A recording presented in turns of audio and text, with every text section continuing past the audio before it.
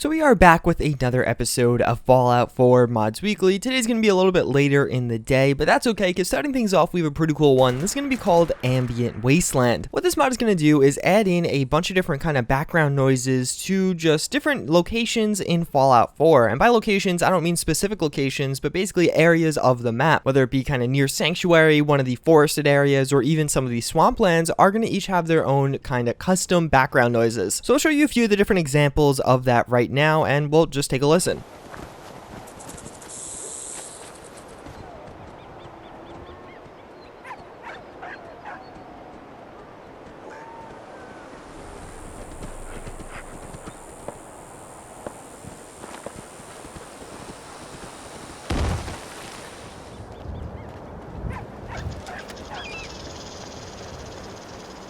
So this mod is meant to be subtle, as you could probably tell by the sounds you just heard. It's not kind of overwhelming or as powerful as some other mods out there. In addition, the sounds are purposely sparse. You're not going to hear them super often as they don't get repetitive. It tends to be more of a subtle improvement to the game, and personally, I really do think this adds a lot to the game. A lot of the sounds are very sharp and distinctive, and you definitely know it's not natural. It's not typical Fallout 4. When you hear it, it is added by this mod, and honestly, again, I think it's just very enjoyable to use.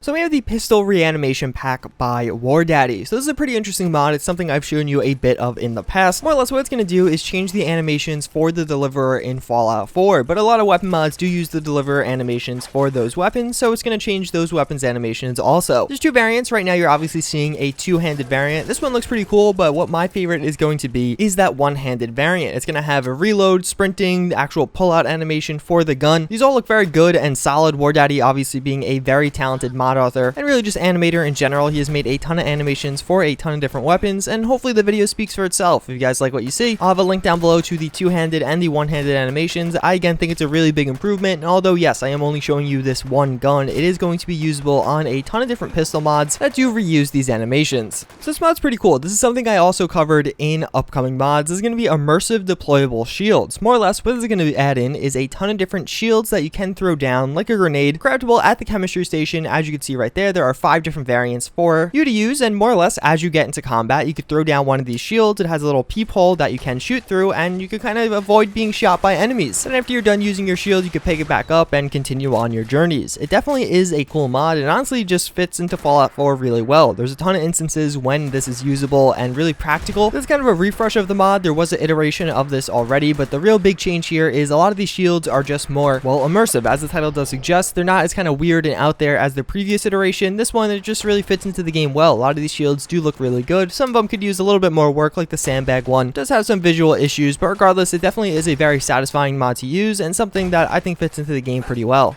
This is a cool mod. This is going to be called Boonie Hats. Basically, it's going to add in a ton of Boonie Hats into the Commonwealth. Boonie Hats, of course, being those kind of wide-rimmed hats to cover your face from the sun. You see them on different snipers in media and kind of just video games in general. Fallout 4 having a ton of modern military firearms and even some tactical clothes. This definitely is going to fit together with both of those. Again, there is a ton of variety here. You're going to have a ton of different options as far as color customization goes. Some of these are faction-specific, using the faction colors of like the Brotherhood of Steel or the Minutemen, but a lot of them are just either flat colors or different camos that you do see in real life. This mod's also integrated into the level list. That's one of the features of this I really like. You'll see it on a bunch of different enemies. You could find a cool hat on an enemy, kill them, take it, and put it on yourself. All around, this one's a very simple but high quality mod, and another one that just really fits into the game quite well.